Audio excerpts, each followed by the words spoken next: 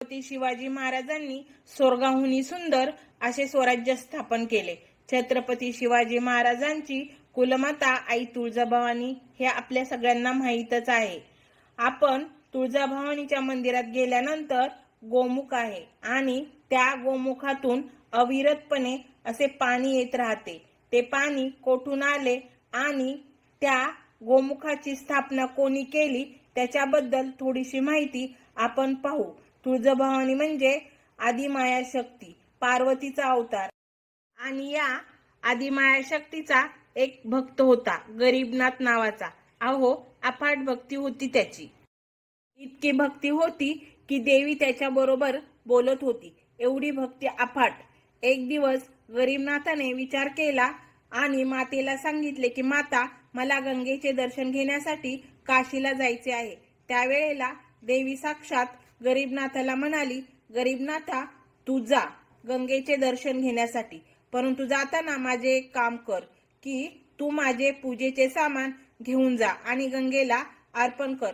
परंतु सामान आहे पूजेचे गंगेत अर्पण केल्यानंतर तू मागे वळून पाहू नकोस। गरीबनाथाने सगळे मातेचे बोलणे ऐकले आणि मातेला सांगितले, माता, तुम्ही जसं सांगितलं तसंच मी करणार। आणि गरीबनाथ गेले काशीला। गेल्यानंतर मातेने सांगितल्याप्रमाणे गंगेला पूजेचे सामान अर्पण केले। गरीबनाथ माघारी निघाले। माघारी निघाल्यानंतर ठराविक अंतर पुढे पास झाल्यानंतर जोरजोरात त्यांना पाण्याचा आवाज येत होता। जोरजोरात खळखळाट पाण्याचा आवाज येत होता, म्हणून त्यांनी मागे वळून बघितले। अहो, पाठीमागे वळून पाहिल्यानंतर गरीबनाथ चकित झाले, तर मोठी नदीच गंगा ही त्यांच्या पाठीमागे येत होती। परंतु त्यांची या ठिकाणी चूक झाली। त्यांनी मागे वळून पाहिले। मागे बघितल्यानंतर त्या गंगेचा प्रवाह कमी झाला आणि त्या प्रवाहाचे रूपांतर छोटेसे झाले।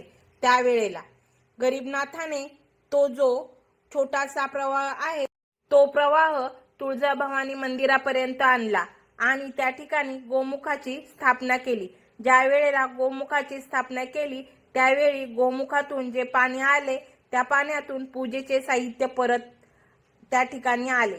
त्यावेळेला साक्षात भवानी माता हिने गरीबनाथाला शाप दिला त्यावेळेस की मला साक्षात पूर्ण गंगा तुळजापूरला आणायची होती, ती आली नाही। गरीबनाथाने मागे बघितल्याने आजही त्या ठिकाणी 24 तास पाणी असते। ते पाणी साक्षात गंगेचे आहे। आजही प्रत्येक भक्त येणारा त्या ठिकाणी प्रथम गोमुखाचे दर्शन घेतो आणि जे पाणी हातात घेतो दर्शन घेतो आणि नंतरच मातेच्या दर्शन घेण्यासाठी पुढे जातो। इतके हे पवित्र पाणी आहे। गंगे सगळे भक्त मानतात हे गंगेचेच पाणी आहे। इतकं पवित्र पाणी आहे। तुळजाभवानीच्या मंदिरात जा आणि जे पाणी हातात घ्या, साक्षात गंगा आहे, साक्षात गंगा, यात तिळमात्र शंका नाही। म्हणून हे व्हिडिओ जास्तीत जास्त शेअर करा, तुळजाभवानीच्या भक्तांपर्यंत पोहोचला पाहिजे। आमच्या चॅनलला लाईक करा, सबस्क्राईब करा। आई तुळजाभवानी अशी कमेंट द्यायला तुम्ही विसरू नका।